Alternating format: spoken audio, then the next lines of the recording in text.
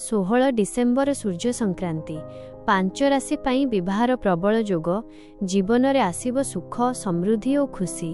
हाँ बंधुगण, आमे आपनकु जणाई देउछु जे डिसेम्बर 16 सूर्य संक्रांति रे धनटी राशि मध्यरु फटी राशि उपरे सूर्य देवंकर कृपा वर्षिब।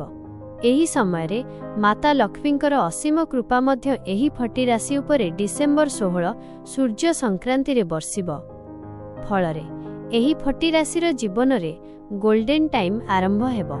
एही फटी राशि कोटिपति होई धनरे मालामाल हेबे, जहा द्वारा माता लक्ष्मी एही राशिर लोकंक जीवन रे खुशीर वर्षा करिबाकू जाउछंती। एथिसह एही फटी राशिर विवाहर प्रबल जोग मध्य सृष्टि हेबो। तेणु प्रिय बंधुगण, आपण माने एही भिडियो रे शेष पर्यंत निश्चय रुहंतु, कारण एही भिडियोटी आपण समस्त जातकंक पई बहुत खास हेबाकू जाउछि। ज्योतिषरे सूर्यंक गुरुत्व एवं संक्रांतिर विशेषता।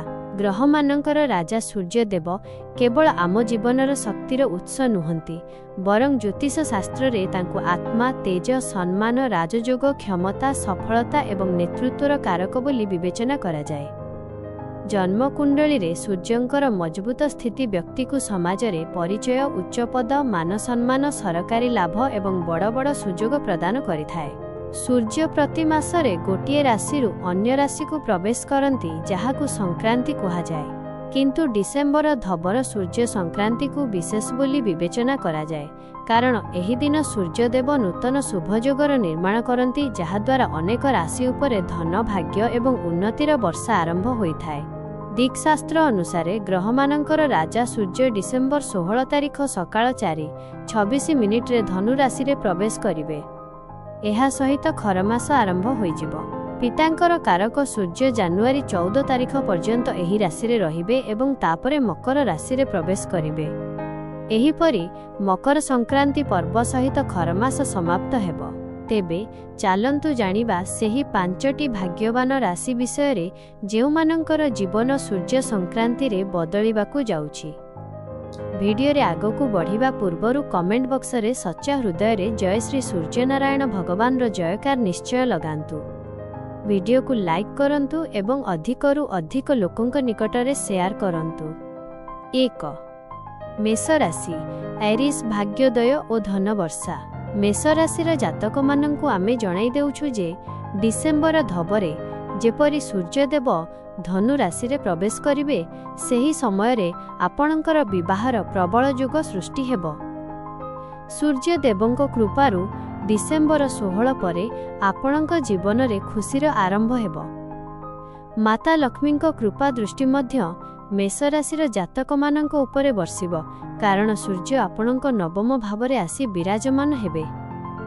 नवम भाव को ज्योतिषरे धर्म, भाग्य, उच्चता, गुरु कृपा, यात्रा एवं आर्थिक उन्नतिर घर कहा जाए। शुभ फलाफल। सूर्यंकर एही भावरे प्रवेश आपणक जीवन रे एपरि परिवर्तन आनिबाकू जाउछि, जाहाकू आपण गत अनेक वर्ष धरि अपेक्षा करिथिले।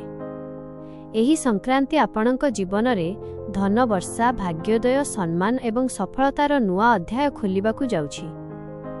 भाग्य हठात सक्रिय हेबो, बंद रास्ता खोलिबो एवं मनरे नुआ उत्साह, नुआ आत्मविश्वास एवं एक नुआ तेज जाग्रत हेबो। क्यारियर ओ अर्थ। जेउ माने दीर्घ समय धरि प्रमोशन, सरकारी सुजोग, उच्च पद, सरकारी विभाग सह जड़ित कार्य किंबा प्रशासनिक क्षेत्र रे सफलता पई अपेक्षा करथिले, सेमानंक पई एबे समय शेष हेला। सूर्य निज सहित मान सम्मान एवं राजयोग नै आसीछंती।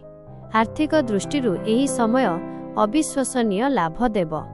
धनर नुआ उत्स खोलिब, पुरुणा अटकी अर्थ फेरी मिलिब एवं हठात आर्थिक उन्नति हेब। व्यवसायी जातक माने विदेशी संपर्क, बड़ ग्राहक, बड़ कॉन्ट्रैक्ट्स एवं बहुल लाभ पाइबे। चाकरी करुथिबा लोकंकु प्रमोशन, वेतन वृद्धि एवं सम्मान मिलिब। संपर्क और यात्रा परिवार पई एही समय मधुरता आनिब। विवाह, प्रेम, संतान किंबा अध्ययन पई चिंतित थिबा जातकंक पई एही संक्रांति अद्भुत फल नै आसीछि। धार्मिक यात्रा, विदेश यात्रा किंबा मन पसंदर स्थान को जिबार सुजोग मिलिब। सार कथा हेला, डिसेम्बर धबर सूर्य संक्रांति आपणक जीवनर गोल्डन पीरियड आरंभ करने जाउछि। 2 सिंह राशि लियो राजयोग और ग्लोरी पीरियड। सिंह राशिर बंधुगण आपणଙ୍କୁ जणाई देउछु जे सूर्य आपणଙ୍କର स्वामी ग्रह एवं एही संक्रांति रे सूर्य आपणଙ୍କ पंचम भाव रे आसी विराजमान हेबे। फलरे सूर्य देवंकर असीम कृपा सिंह राशिर जातक मानक उपरे बर्षिबो, जहा द्वारा एही समय रे आपणଙ୍କ कुंडली रे विवाहर प्रबल जोग सृष्टि हेबो। पंचम भावकु आनंद, रचनात्मकता, संतान, प्रेम, बुद्धिमता एवं विशेष प्रतिभार घर कुहा जाए। शुभ फलाफल सूर्यंकर निज मित्र धनु राशि रे प्रवेश आपणଙ୍କ ପାଇଁ राजयोग निर्मित करुछि। एही समय आपणଙ୍କ किस्मतर ग्लोरी पीरियड। आपणଙ୍କ प्रतिभा लोकंक सामना रे चमकिबो, आपणଙ୍କ कामर प्रशंसा हेबो एवं समाज रे आपणଙ୍କ सम्मान अनेक गुणा बढ़िबो। जेउ माने कला, मीडिया, शिक्षा, राजनीति, मनोरंजन, अभिनय, परिचालना किंबा जेकोसी रचनात्मक क्षेत्र सह जड़ित अछंती सेमाने अद्भुत सफलता पाइबे। आर्थिक और प्रेम जीवन आर्थिक स्थिति बहुत मजबूत हेबो। बड़ लाभ, निवेश रे वृद्धि, शेयर मार्केट रु फायदा एवं हठात धन लाभर जोग सृष्टि हेबो। प्रेम जीवन मधुर हेबो। अविवाहित जातकों को मन पसंदर संपर्क मिलिबो एवं प्रेम संपर्क रे थिबा लोकों को विवाह जोग प्राप्त हेबो। छात्र छात्रींक पई एही समय अद्भुत सफलतार समय। संक्षेपरे सिंह राशिर भाग्य डिसेम्बर धबरु उच्चता छुईबाकू लागिबो। 3 धनु राशि साजिटेरियस नेतृत्व और नूतन आरंभ। धनु राशिर प्रिय बंधुगण डिसेम्बर 16 तारिख सकाळ 4:26 रे जेपरी सूर्यदेव धनु राशि रे प्रवेश करिवे, सेही क्षणी आपणक जीवन रे एक महान परिवर्तनर आरंभ होइजिबो। सूर्यंकर आपणक राशि रे अर्थात प्रथम भावरे प्रवेश अत्यंत शुभ बोली विवेचना करा जाए।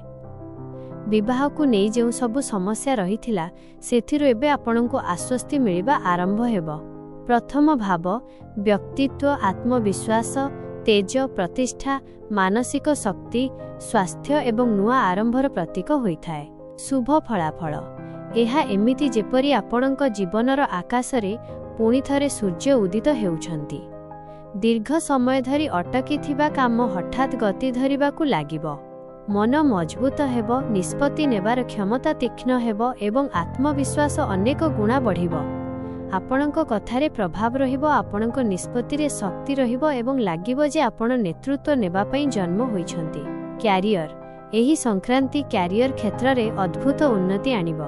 सूर्य प्रथम भावरे बसी आपणको उच्च पद, सरकारी कार्य रे सफलता, प्रशासनिक क्षेत्र रे परिचय एवं व्यवसाय रे द्रुत प्रगति प्रदान करिवे।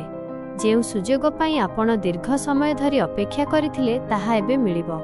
एही समय आपणक पई खुशीर द्वार खोलिबाकू प्रस्तुत।